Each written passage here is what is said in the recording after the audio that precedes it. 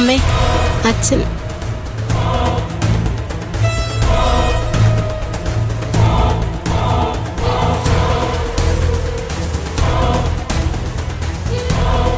ഈ കാശ് നിന്റെ തരാൻ ചാരുമോള് പറഞ്ഞു.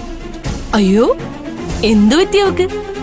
ഈ കുടുംബത്തിലെല്ലാവരും സ്നേഹത്തോടെ ജീവിക്കുന്ന കാണാനും അവള് കാരണം ഈ വീട്ടിൽ ഒരു പ്രശ്നങ്ങൾ ഉണ്ടായിട്ടുണ്ടെന്നും അവൾ ആഗ്രഹിക്കുന്നുണ്ട്. കാശും സ്വത്തും ഒന്നും മോഹിച്ചിട്ടല്ല അവൾ ഇങ്ങോട്ടേക്ക് വന്നത്. അതിന്റെ ആവശ്യമില്ല. അതുകൊണ്ടാ ഈ കാശ് ഇപ്പൊ എന്റെ തിരിച്ചു തന്നത്. നീ അവളെ എന്തൊക്കെ പറഞ്ഞാലും അവള് മനസ്സിൽ വെക്കത്തില്ല. അതുകൊണ്ട് ഈ കാശ് അമ്മായി തന്നെ ഏൽപ്പിക്കണം, സൂക്ഷിക്കേണ്ട അമ്മായി തന്നെയാണെന്ന് പറഞ്ഞ് എന്റെ ഏൽപ്പിച്ചു.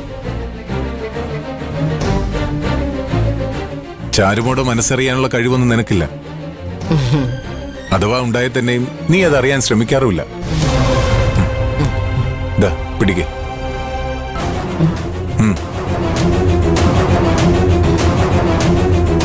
പിന്നൊരു കാര്യം ഞാൻ പറഞ്ഞേക്കാം. ഞാൻ എപ്പോ ചോദിച്ചാലും ഈ കാശ് എനിക്ക് തിരിച്ചു തന്നിരിക്കണം.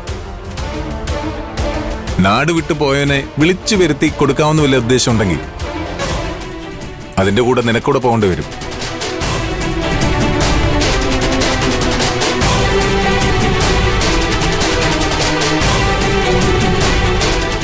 അമ്മേ, അമ്മയ്ക്ക് ഇപ്പൊ സന്തോഷമായില്ലേ? അവളൊരു ഔദാര്യം പോലെ കൊണ്ടുവന്ന് തന്നിരിക്കുക. എടി, ഇത് നമ്മുടെ കാശാ. ഇപ്പോഴാ ഇത് കൃത്യമായിട്ട് ചേരേണ്ടടുത്ത് തന്നെ ചേർന്നത്.